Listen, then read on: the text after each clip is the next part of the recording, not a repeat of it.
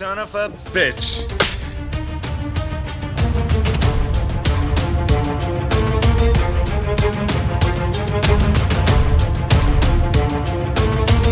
Groovy.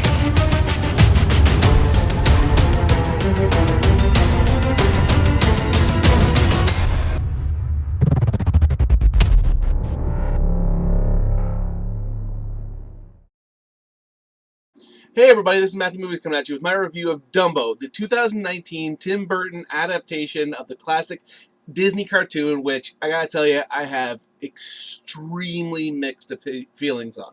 There are parts of it that I enjoyed, parts of it that I thought were really, really mediocre, parts of it that I even thought were honestly kind of bad. Like overall, I wouldn't say I disliked this movie, or like it just really was there. The one thing for me was I did watch this movie with my 4-year-old daughter, and she seemed to enjoy it, so that definitely helped with my enjoyment of this movie.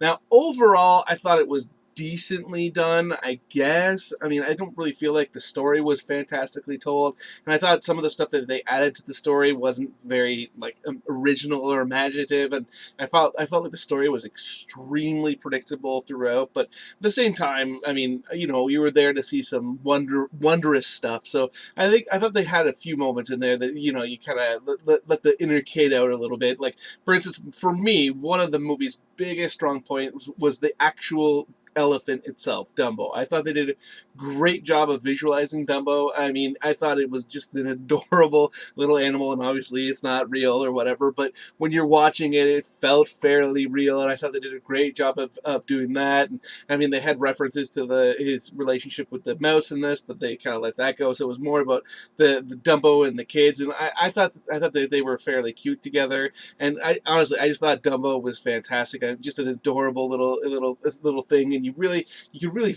empathize with it, and I mean, it, just like in the original cartoon, it really breaks your heart when it gets torn away from its parent, especially as a parent myself. I mean, that just, you know, got me right in the feels. But, you know, so that to me was one of the movie's biggest strong points. And the kids in this movie, I thought they were okay. I thought that they were not great. I mean, I thought that their writing of those characters was very, very simplistic, but I thought the kid actors who played them did a pretty good job. So you kind of felt for them, and you really wanted to see good things happen for them. So, you know, I thought that was okay. I thought Colin Farrell actually surprised me. I thought he was a lot better than I possibly expected him to be, because I kind of felt like he seemed a little bit out of the spirit of the whole thing. He's like a very grounded actor for the most part. I mean, he's been hilarious in certain movies, but he's not the type of person who I necessarily would anticipate like showing up in a bunch of Tim Burton movies. But I really actually kind of feel like that was one of his biggest strengths. Like, he felt like a real character, because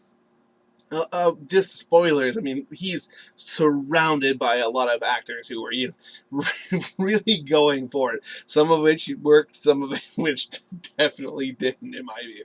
And Danny DeVito was very entertaining. He played a very similar role to the one he played in Tim Burton's earlier movie, Big Fish, which is a movie I absolutely love. So seeing him kind of back in that vein as the circus ringleader was I thought that ringmaster, I should say, was pretty entertaining. So I enjoyed seeing him there. Ava Green was in this movie, and I really didn't care for her character all that much. And the problem I had with her character more than anything else was you were supposed to care about her relationship with Colin Farrell's character, and I felt zero chemistry between the two of them. I mean, I thought she had more chemistry with the animated elephant than she did with Colin Farrell. But her accent in it was pretty dubious from my point of view. But, you know, she was okay.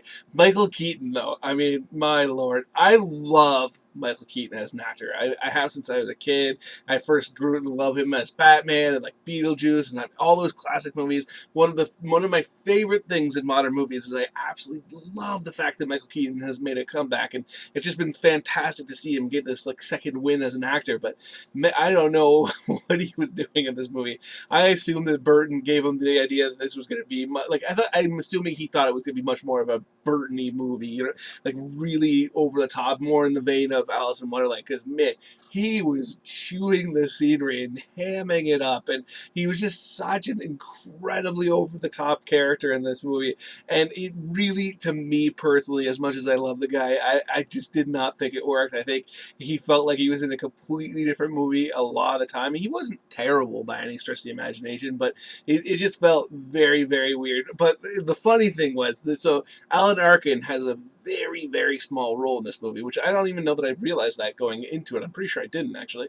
That I never knew that. I know I definitely didn't realize it when I started the movie, but he's barely in the movie at all. He has a few throwaway scenes, but I found him to be extremely entertaining, and largely because it really felt like he didn't give a crap about anything that was going on. Like, he just felt like he was just having a ball, like, going in, like, throwing off these lines. It did not feel like he cared about playing the role whatsoever. He honestly, it felt like he thought he was in like an SNL sketch or something like that, and just tossing off lines left, right, and center. And he played a pretty ludicrous character, so I can kind of understand why he might have had a bit of difficulty really getting into the bones of the character. But I thought he was extremely entertaining. Like, honestly, one of my favorite parts. Anytime he was on there, I was like, that's pretty good. Especially like he shows up at the end with, and like you would think his character in the storyline would be fairly upset by what he's seeing, but he just does not seem to give a crap at all. Which again, it didn't really fit the story, but it amused the crap out of me.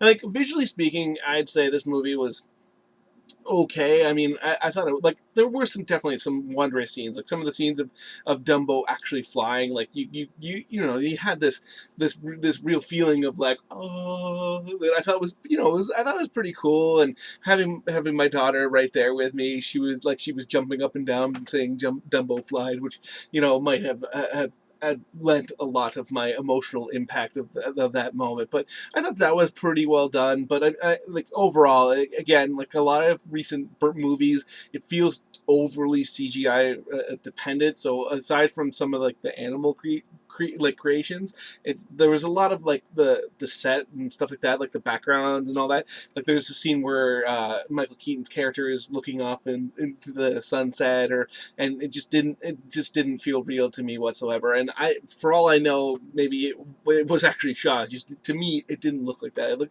had too much of a sheen on it that I just didn't really care for all that much. So I mean, overall, if I was going to give this movie like a score out of 10, I'd say it's a solid like 6.5, 7. Just really, really middle of the road.